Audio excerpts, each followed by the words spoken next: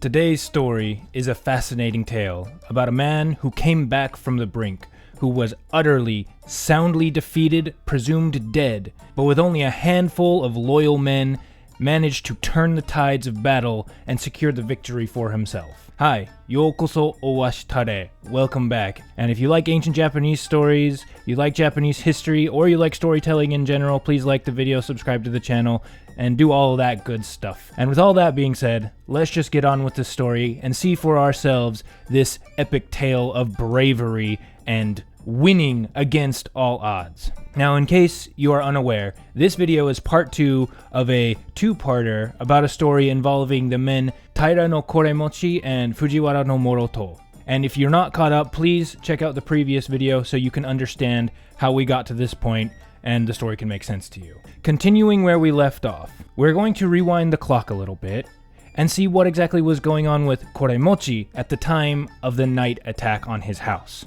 Now, Koremochi had actually been running around the battlefield, fighting opponents by himself, shooting arrows at them, killing some men, injuring others, and he fought bravely and valiantly, mostly on his own, all the way up until daybreak.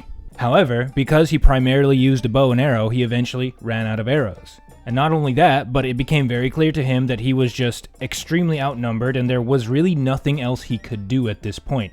It was over.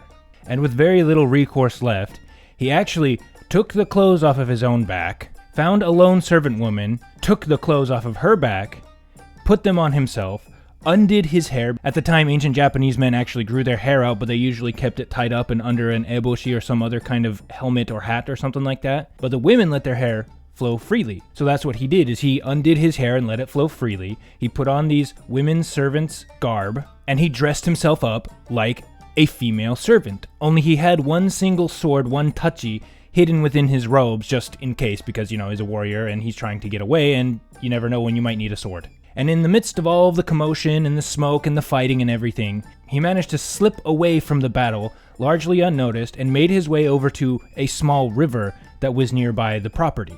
And he quickly leapt right into the water, swam to the opposite shore, found a nice thicket full of reeds, found a nice big tree with some thick, sturdy roots growing out of the bottom and into the bank, clasped onto them, and hid himself amidst this mixture of aquatic plants. And he remained there the entire rest of the battle. He watched as his house burned to the ground. He watched as his enemies came into the ruins of his house, sifting through them, looking for his body specifically, arguing amongst themselves, which one's Koremochi? No, it's this one. No, it's this one. He watched them take an accounting of everything, and he watched them eventually leave.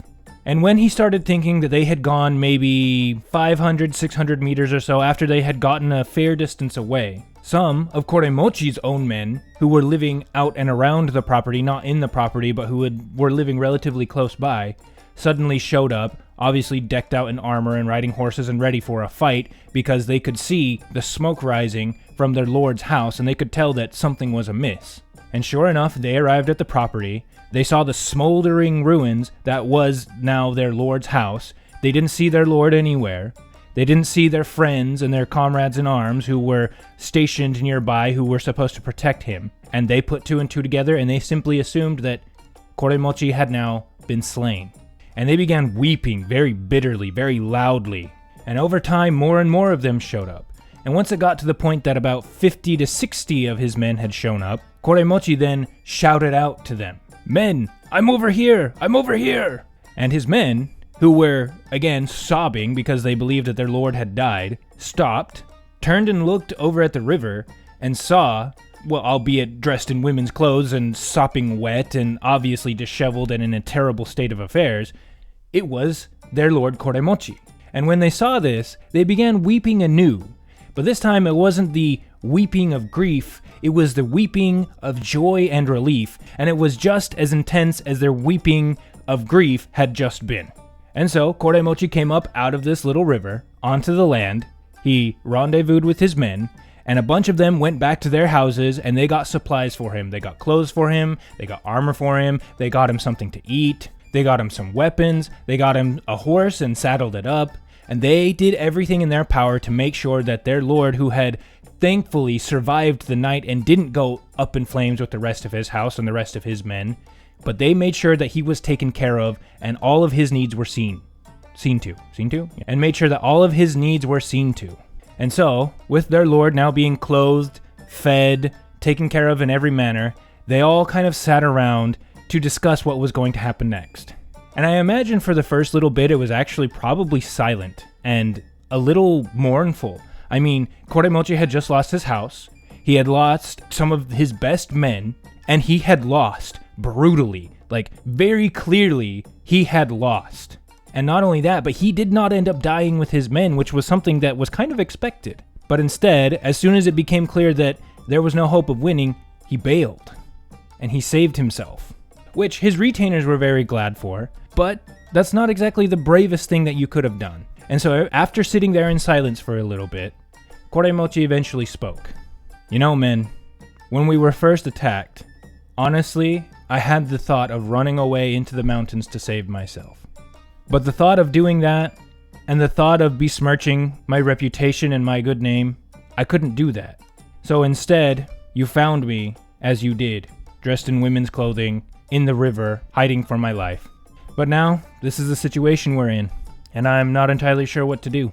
And then again, silence fell among him and his men, and then one of his men spoke up and said, "My lord, clearly the enemy's forces are significantly stronger than ours right now. By the looks of it, they probably had somewhere in the vicinity of 400 to 500 men, and we barely have 60. Honestly, there's not really much that we can do right now. So, I think the best course of action would be for us to bide our time, to gather our forces over the next few days, and then send a punitive force to go deal with Fujiwara no Moroto." And again, Koremochi just thought about this for a few moments in silence, and then he spoke with a little more fire in his voice. "You, my good sir, you have a point.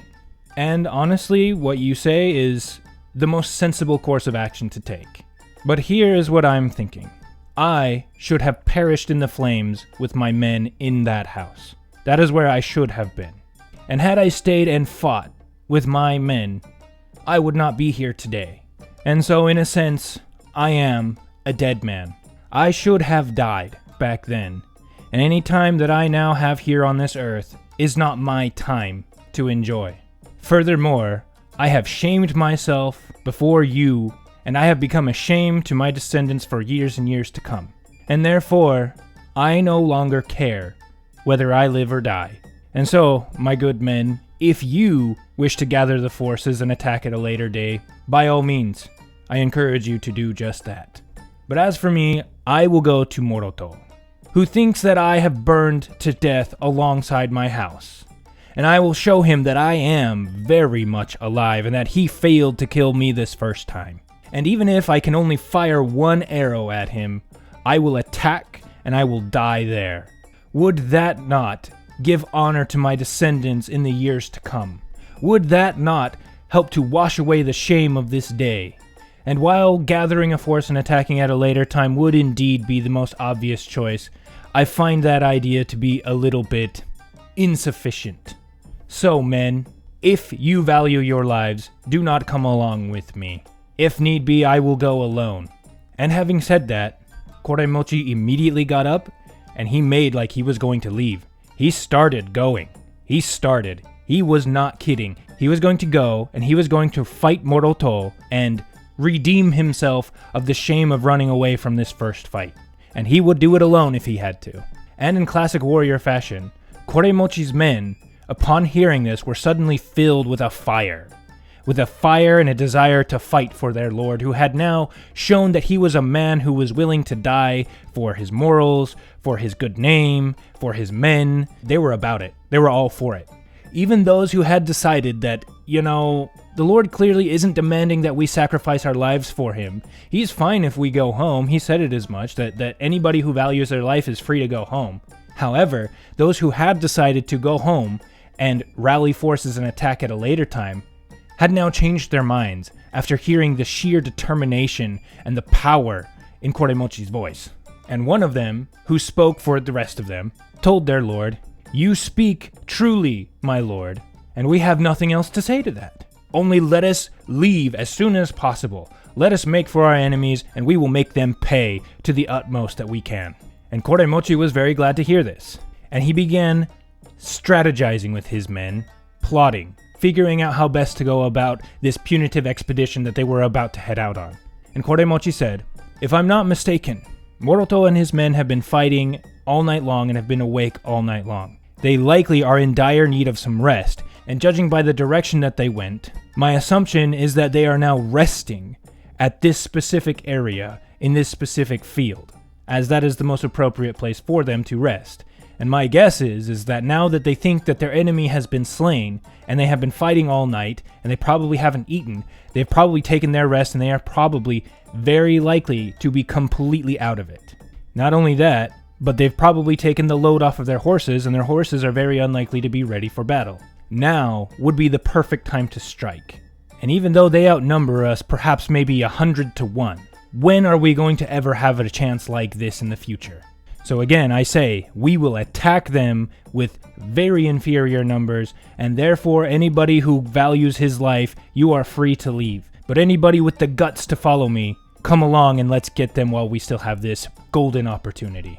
And having said this, Koremochi then began getting dressed up in his finest apparel. And this is something you actually see in other tales about samurai, is that the writers tend to detail a lot about what they're wearing to express that these men are not just savage warriors who only know fighting, but that they are very wealthy, that they are very noble, that they are the best that they can be. And so this whole section right here, I'm going to just summarize, but it discusses how Koremochi then dons his best clothing, his best armor. He also dons a specific hat that's called an ayaigasa, and it also mentions that he rides a dappled gray horse that is a bit bigger, a bit sturdier, a bit faster, and a bit stronger than all of the other horses. And it's almost a legendary horse at this point. Everybody knows this famous dappled gray horse of Koremochi, and it is at this time that he now brings out this best of horses. So he is going to go to his death, but he is going to go to his death in style and looking like a king. And of course, he also has, slung at his hip, one of the finest swords that he could procure. He also has with him a massive, a thick, sturdy bow that is extremely strong. He has 30 arrows specifically designed for war, as well as a handful of karimata arrows that aren't as good for war, but are still arrows. And he is ready for war. He is ready for a fight. And then, having made all of his preparations, he then gathered the rest of his men together, and after reckoning them, it turns out that he had about 70 mounted warriors and about 30 men on foot, so together he had about 100 men altogether. And these men were the men who lived nearby their lord's house, but who lived far enough away that they weren't able to be there to aid in the battle in the night.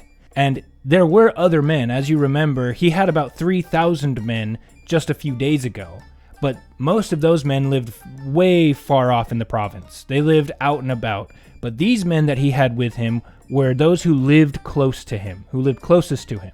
And so, without waiting for any other forces to come in, and without waiting any longer for the word to get out to the other forces, the other men that were loyal to him, he and these 100 men then set out, looking for their enemies. And as they were taking the path that clearly their enemies had taken, they of course ended up passing by the Okimi's house, Moroto's brother-in-law, the guy whom Moroto was speaking to before he left and got kicked out. And as they were passing, Koremochi sent an announcer to go explain what was happening. Because I guess this was just the custom, is that as you were passing by somebody's house, you wanted to let them know who you were, why you were passing by, and all of those things. And so, this announcer comes up to the gates of this man's house, and he announces, "Our lord Taira no Koremochi was attacked in the night and is currently out to get his enemies. He is passing through." And the Okimi, the lord of this manor, heard this and instantly became worried. He was wondering, because he was related to Fujiwara no Moroto and everybody understood that. And so he was a little bit concerned that maybe Koremochi might take his vengeance out on him. And because of this, he had prepared for this potential eventuality. Again, he was smart enough to realize that because Moroto did not bring Koremochi's head, there was no proof that he had been slain. And so he prepared just in case. And he had about 20 or 30 men in his estate posted as guards. He had somebody up on the watchtower, and he told everybody, do not open the gate for anybody. Do not open it if anybody from Koremochi's camp comes knocking. We cannot afford to let them in. So instead of letting anybody in, he simply had his man who was on the watchtower come and give him a report of what he saw. And so he called this man to him and he said, did you see what was going on? What's happening? Tell me everything. And this man respectfully replied, yes, my lord, I did see.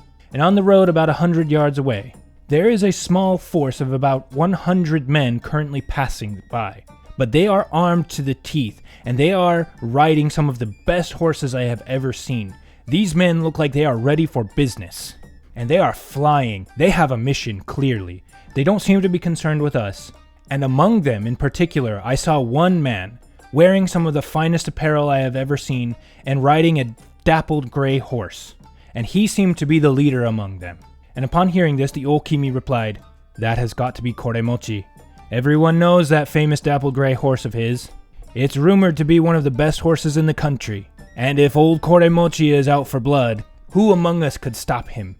He is a fine warrior. And that fool of a brother-in-law of mine, I told him this was a possibility. But instead of listening to my advice, he simply dismissed me as being a silly old man who didn't understand war. And he ran off with that smug look on his face, like nobody could touch him. And right about now, I'm certain that he is taking his rest around these hills right over here. And it is also likely that he and his men are completely vulnerable, that most of them are asleep like they are dead. And if they are attacked, the damage to them will be very, very great. And then he turned to speak to everybody in his estate in general. And he said, everybody, listen up.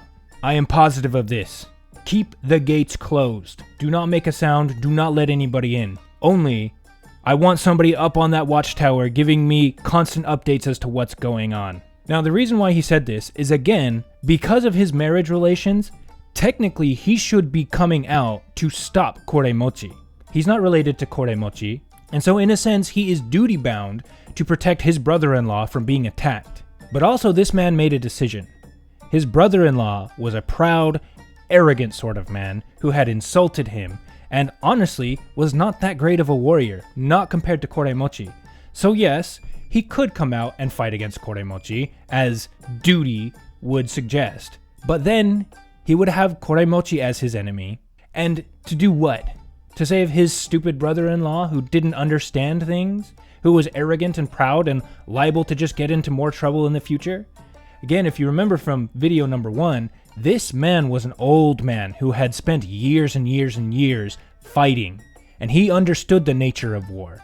And so he made a decision that he was not going to support his brother-in-law and turn against Koremochi, who had now proved himself to be one of the fiercest and most capable warriors in the country at this point. And so instead of striking out to support his brother-in-law, he told his men to stand down and let the natural consequences of Moroto's actions come to their inevitable fruition.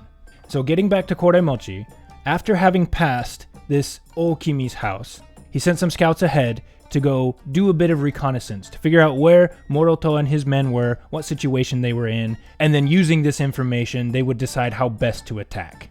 And when the scouts came back, sure enough, they had this report that Moroto and his men were in this field by these hills, and most of them were out cold because, again, they had been fighting all night.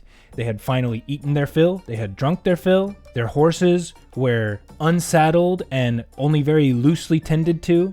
They were in a state of complete vulnerability. And Koremochi was very happy to hear this. It was just as he had predicted.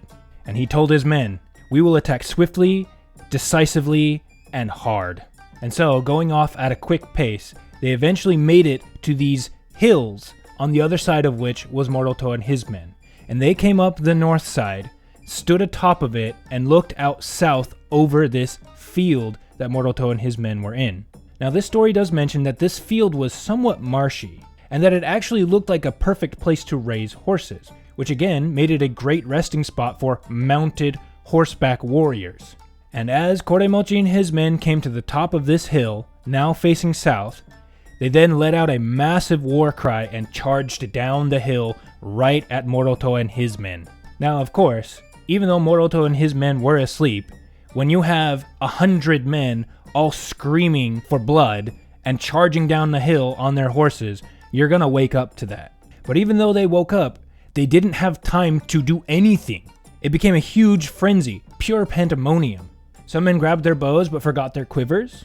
Some men grabbed their quivers but forgot their bows. Some men tried putting on their armor. Some men tried to saddle their horses and get the bits back in their mouths so they could ride. Some men just stood around with their mouth agape in a complete stupor, not understanding what was going on. Some men threw down their weapons and took off running. Some men took the big wooden shields that they had, tried planting them into the ground so they could resist the arrow fire that was coming at them. Some men again tried to get their horses, but their horses were now startled, and they couldn't get their horses ready in time. And if you've ever tried to saddle a horse, good luck trying to do that in the middle of a battle. And because of this, the horses ended up kicking some of the men and some of the people specifically brought along to take care of the horses.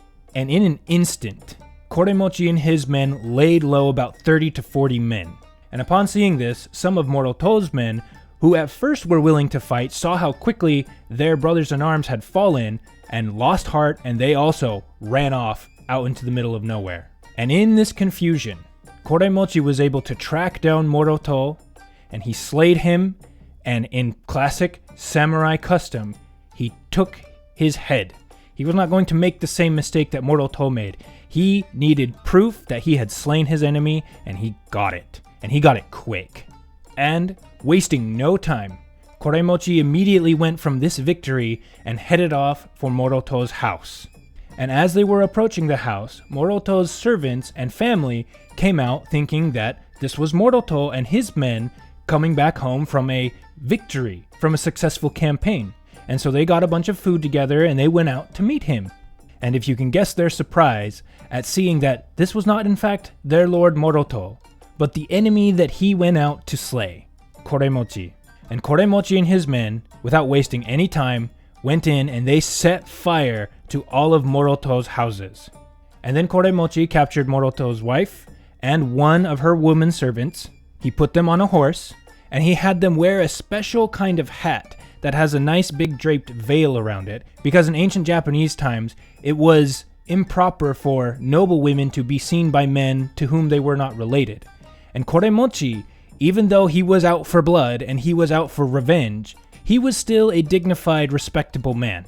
He did not want to make the same mistake as Moroto and be some sort of uncouth braggart. He understood that there were other societal obligations besides just slaying your enemies. And so, putting Moroto's wife and one woman servant on a horse, he drew them up next to him, and then he commanded his men, "Go, and do not lay a finger on any of the women of the house, but anyone who is a man, slay him immediately." And Koremochi's men did that. They spared the women, they made sure they were safe, but anybody who was a man who lifted a hand against them was instantly shot down. And then, just like Moroto had done to him, Koremochi had Moroto's house set ablaze. And then with all of this being done, Koremochi then went home. But he had one more stop to make. Along the way back to his house, he stopped at the Okimi's house once more. Because if you remember, Moroto's wife, the woman Koremochi now had in his captivity, was this man's younger sister. And he brought her to her brother's house with a servant, because unfortunately for other reasons he couldn't come himself. But he sent a servant and this woman's maidservant to this Okimi's house with a message saying, "Forgive me, good sir, that I could not come myself. However, I have taken vengeance upon your brother-in-law Moroto, but I have also brought you your sister, and I have made sure that her honor was kept intact and nobody laid a finger on her. And I humbly bring her back into your care as a token of goodwill between us." And this Okimi was very happy to hear this because, this was his sister. He was concerned about her. And even though Moroto kind of deserved what was coming to him, he was worried that his sister might get wrapped up in all of this and she would be unfairly punished. But he was now very happy to know that Koremochi was a man of honor and dignity and understood that this wasn't her fault. And he had done everything in his power to make sure that she was taken care of and brought back somewhere safe.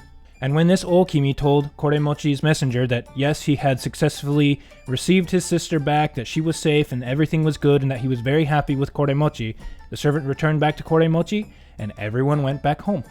And from that time forward, Taira no Koremochi became the most famous warrior in all of the East. And he grew in power and prestige and fame to such a degree that nobody could challenge him.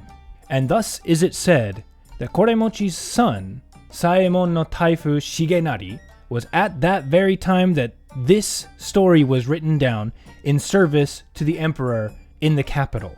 Which is a bit of a strange place to end this story, but that is where the story ends.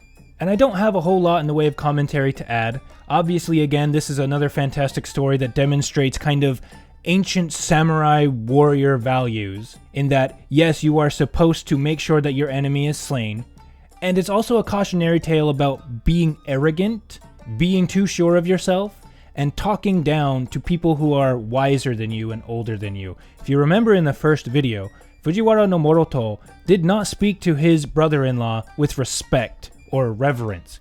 He, again, writ him off like he was some silly old man who didn't know anything. And it's also a cautionary tale against pride. Again, Moroto was likely a little bit shamed in the fact that he did not get his enemy's head. And because of his pride and his arrogance, it came back to bite him in the butt. But it also shows, because Koremochi was the exact opposite. Because yes, he had kind of chickened out in the first fight, but he had survived, and through sheer bravery and gutsy action, decisive action, and through diplomacy and dignity, he was able to not only defeat his enemy who had just defeated him and won when all of the odds were stacked against him, but he also managed to secure a good relationship with this other very powerful man in the region. And so it's no surprise that Taira no Koremochi became one of the most famous warriors in the East at that time. So again, it's just a fascinating example of the origins of some of these ideals and these values that would come to shape samurai for centuries to come.